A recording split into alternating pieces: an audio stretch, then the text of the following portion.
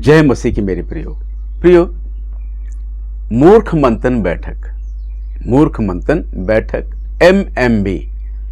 MMB का ये जो प्रचारक हैं, आज फिर एक बार यह एक नए कार्यक्रम को लेकर निकल पड़ा है जिसका नाम है डेविल राज एक आवाज।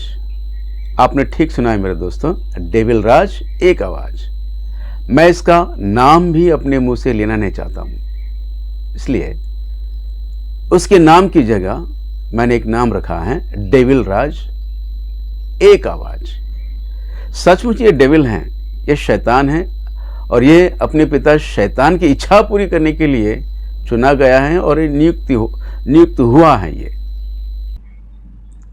डेविल राज एक आवाज। इस कार्यक्रम के अंतर्गत जो प्रश्न पूछे जा रहे हैं उन प्रश्नों का जवाब ये महाशय दे रहे हैं। लोग कमेंट बॉक्स के द्वारा अपने प्रश्न पूछ रहे हैं और अपने इस पूछे गए प्रश्न के जवाब को देने के लिए यह एक सप्ताह का समय ले रहा है और यह कहता है कि यहाँ जो बैठा है डेविल राज, यहाँ पे जो बैठा है बाइबल को 80% समझकर बैठा है। और मेरा प्रश्न यह है, जो बाइबल को 80% समझकर बैठा है, एक प्रश्न के जवाब को देने के लिए क्या उसे एक सप्ताह का समय लगता है? दोस्तों ध्यान दीजिए, ये पूरी तरह नकली है। ये इसे कुछ भी नहीं आता, ये पूरी तरह खाली है। हमारे संडे स्कूल के बच्चे जो बाइबल के वचनों का ज्ञान जितना उनको है ना,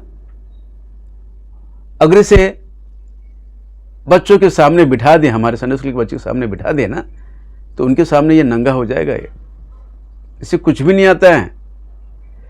सदियों से चलते आ रही गलत शिक्षाओं को फिर दोहराने के लिए, कलीसिया में सिखाने के लिए शैतान ने इसे खड़ा किया है। सदियों से सुनी सुनाई जो बातें हैं उसे ही ये फिर से सीखा है और लोगों को सिखा रहा है और कुछ नहीं है, वो भी सारी गलत शिक्षा है। दोस्तों, पूछा गया प्रश्न यह है कि प्रकाशित वाक्य में जो 24 प्राचीनों का जिक्र हुआ है, वे 24 प्राचीन कौन है? वो 24 प्राचीन कौन है? तो ये महाशय उस प्रश्न का जवाब देते हैं कि ये 24 प्राचीन इजराइलियों में से 12 गोत्र और नए नियम की कलीसिया में से 12 प्रेरित है। 12, 12, 24। ये 24 प्रकाशित वाक्य में जो 24 प्राचीन हैं, ये वही प्राचीन हैं। इतना जवाब देकर छोड़ दिया। दोस्तों, ये जो गलत व्याख्या है जो 24 प्राचीनों के विषय में सदियों से चलते आ रही है, इस गलत शिक्षा की थियोरी भी ये पूरी तरह नहीं जानता है। उसके पीछे बहुत सारे कारण हैं कि ये 24 प्राचीन इजरायली के 12 गोत्र और नए नियम की कलीसिया में से 12 प्रेरित, ये 24 प्राचीन जो हैं, ये 24 और वो 24 एक ही है और वो 24 जो हैं कलीसिया हैं। वो 24 प्राचीन कलीसिया हैं। वो कलीसिया इसलिए हैं कि उनको मुकुट दिया गया है, इसलिए हो ना हो वो 24 प्राचीन कलीसिया ही हैं। इस तरह की गलत व्याख्या जो सदियों से चलते आ रही हैं, इसने फिर से उसी को दोहराया है, वो भी आधा, वो भी अधूरा है। ये 24 प्राचीन कलीसिया हैं, उसका मुख्य कारण बताया जाता है कि इनको मुकुट भी दिया गया है, मुकुट भी दिया गया है। क्योंकि स्वर्गदूत या स्वर्ग में रहने वाले आत्माओं को मुकुट नहीं दिया जाता है और स्वर्गदूतों को कलीसिया के लिए, कलीसिया की सेवा के लिए ठहराए गए हैं, ऐसा वचन लिखा है। इसलिए ये बताते हैं कि ये 24 प्राचीन कलीसिया ही हैं। आइए मेरे दोस्तों, मैं वचन की ओर आपको ले चलता हूं। इब्रानियों की पत्री उसका पहला अध्याय, इब्रानियों की पत्री उसका पहला अध्याय 14 वचन में हम देखते हैं, 14th वर्ष में हम देखते हैं। इब्रानियों की पत्री उसका पहला अध्याय 14th वर्ष। क्या वे सब सेवा टहल करने वाली आत्माएं नहीं जो उद्धार पाने वालों के लिए सेवा करने को भेजी जाती हैं? कलीसिया के सेवा के लिए स्वर्गदूत नियुक्त किए जाते हैं, इसलिए उनको मुकुट नहीं दिया जाता है। मुकुट तो कलीसिया के लिए है, मुकुट कलीसिया के लिए है। और ये 24 प्राचीन को जो मुकुट दिया गया है, इनकी सेवा के लिए स्वर्ग में होने वाले आत्माओं को नियुक्त किया गया है, स्वर्गदूतों को नियुक्त किया गया है। इस तरह का व्याख्या देकर बताते हैं कि 24 प्राचीन कलीसिया है। हाँ मेरे दोस्तों, ये बात सच है कि यहां पर जो इब्रानी की पत्री पहला अध्याय 14 वचन में हम देखते हैं, कुछ स्वर्गदूत हैं जो सेवा करने के लिए ही नियुक्त हैं, कलीसिया की सेवा के लिए नियुक्त हैं। ये बात सच है। लेकिन परमेश्वर के साम्राज्य में केवल इतने ही दूत नहीं होते, इतने ही स्वर्गदूत नहीं होते हैं। परमेश्वर की उस महिमा के साम्राज्य में अनेक अनेक श्रेणी के स्वर्गदूत होते हैं।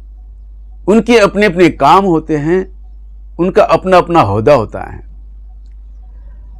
हर एक प्रकार के, हर एक ऊंचे श्रेणी के दूत, स्वर्गदूत परमेश्वर ने नियुक्त किए हैं अपने से इस सारे ब्रह्मांड को चलाने के लिए।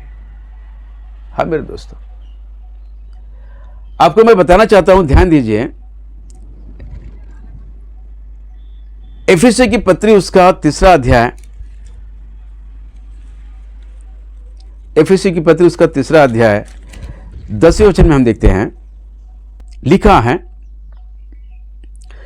ताकि अब कलीसिया के द्वारा परमेश्वर का भिन्न प्रकार का ज्ञान उन प्रधानों और अधिकारियों पर जो स्वर्गीय स्थानों में रहते हैं प्रकट किया जाए। स्वर्ग स्थानियों में अधिकार और प्रधान रहते हैं। परमेश्वर ने अपने इस सारे ब्रह्मांड को चलाने के लिए कुछ प्रधानों को और कुछ अधिकारियों को नियुक्त किया है। कहां पर? अपने स्वर्ग के राज्य में। हाँ मेरे दोस्तों, आइए हम पढ़ेंगे अय्यूब की किताब, अय्यूब की किताब उसका 15 अध्याय, अय्यूब की किताब उसका 15 अध्याय और 8वें वचन में देखते हैं। अय्यूब की किताब 15 अध्याय उसका 8वां वचन में जो लिखा है, यहां पर हम देखते हैं एलीफज अपने मित्र अय्यूब से, अय्यूब का मित्र एलीफज एक प्रश्न पूछ रहे हैं। वो प्रश्न में हम देखते हैं कि परमेश्वर के राज्य में एक सभा है। आइए मैं पढ़ के सुनाता हूं। लिखा है 8वें वचन में, क्या तू परमेश्वर की सभा में बैठा सुनता था? क्या बुद्धि का ठेका तू ही ने ले रखा है?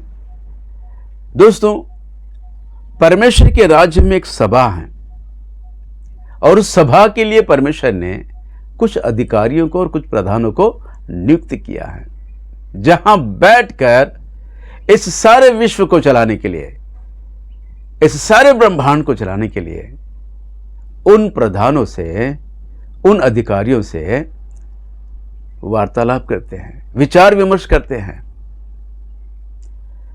वहां पर कानून बनाए जाते हैं, व्यवस्था बनाई जाती है। और ऐसे सभा में बैठने के लिए, उस सभा के पर्वत पर बैठने के लिए शैतान की नजर, लूसीफर की नजर उस सिंहासन पर बैठी, उस सिंहासन पर टिकी थी। हाँ मेरे दोस्त, हम पढ़ेंगे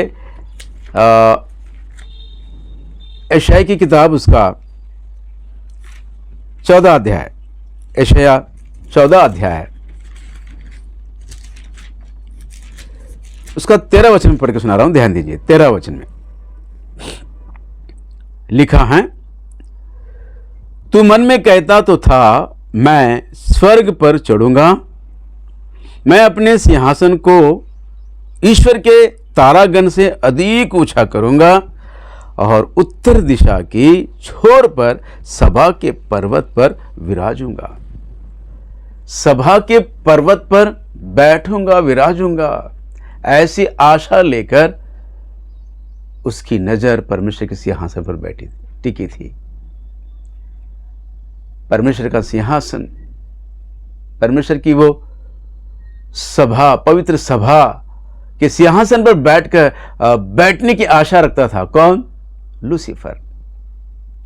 कहता है, लिखा है कि सभा के पर्वत पर विराजूंगा। परमेश्वर की एक सभा है, जिस सभा में परमेश्वर ने अपने लिए कुछ अधिकारियों को और कुछ प्रधानों को नियुक्त करके रखा है, ताकि इस सारे ब्रह्मांड को चलाने के लिए उनके द्वारा व्यवस्था लिखी जाए, कानून बनाया जाए।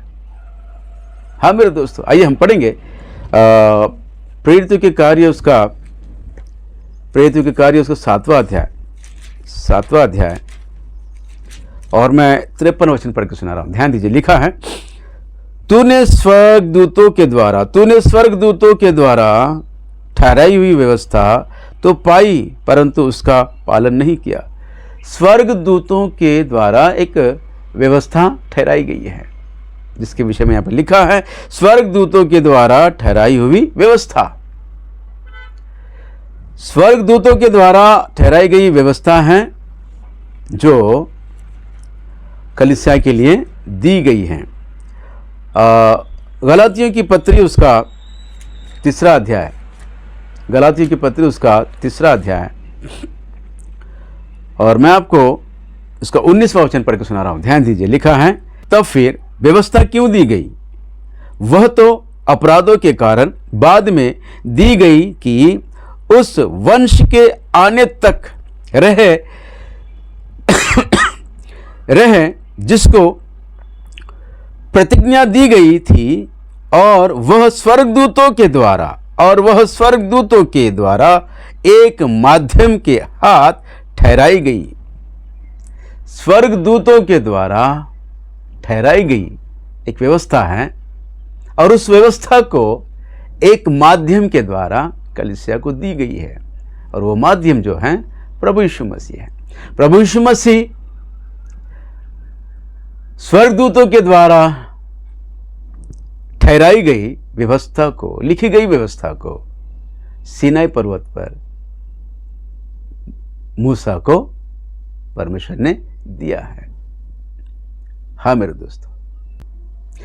दोस्तों ध्यान दीजिए, परमेश्वर की एक सभा है, और उस सभा में कुछ लोगों को नियुक्त किया है ताकि वहां पर कानून बनाया जाए, व्यवस्था बनाई जाए।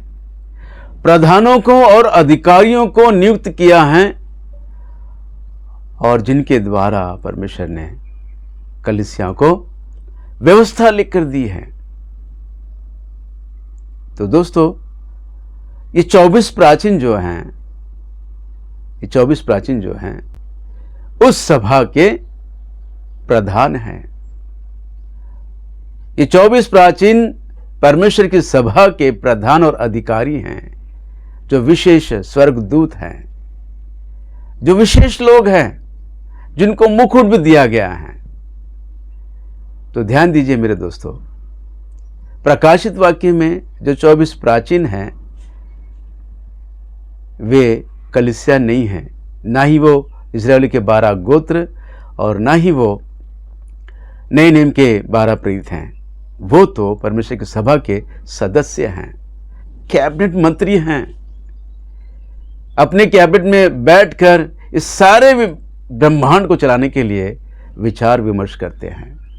सभा होती है, वहां पर बातचीत होती है, सलाह मशवरा होता है। दोस्तों,